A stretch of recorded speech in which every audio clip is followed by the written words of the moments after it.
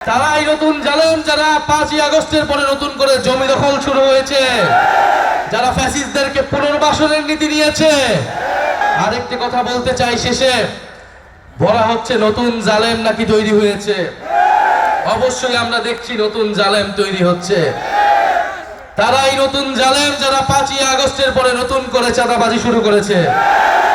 তারাই নতুন জালেম যারা 5ই আগস্টের পরে নতুন করে জমি দখল শুরু হয়েছে, যারা ফ্যাসিস্টদেরকে পুনর্বাসনের নীতি নিয়েছে, যারা কথিত বন্ধু রাষ্ট্রকে তোষণের নীতি নিয়েছে, তারাই বাংলাদেশের নতুন জালেম হিসেবে আবির্ভূত হয়েছে।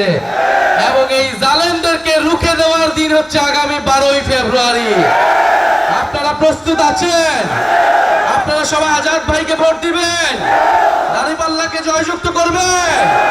আপনারা আজকে কথা দিন, 12ই ফেব্রুয়ারি যদি ভোট কেন্দ্র দখলের চেষ্টা হয়, নিজের জীবন দিয়ে আমরা ভোটাধিকার রক্ষা করব। হামিদুর রহমান আজাদ ভাইকে কক্সবাজার 2 আসন থেকে আমরা জয়ী করব। ইনকিলাব ইনকিলাব, ক্ষমতা না জনতা, ইয়া প্রশ্ন সংগ্রাম, দালালি না রাজপথ, দিল্লি না ঢাকা, তুমি কে আমি কে, ইহাদি হাদি। ইনশাআল্লাহ 12ই ফেব্রুয়ারির পরে আমরা বাংলাদেশে শরীফ ওসমান হাদির হত্যার বিচার নিশ্চিত করব।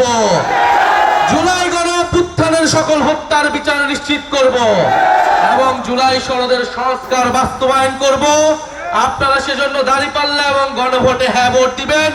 কোনো মার্কা আছে? 12ই ফেব্রুয়ারি কোনো মার্কা আছে? কোন সেই মার্কা? সবাই বলো।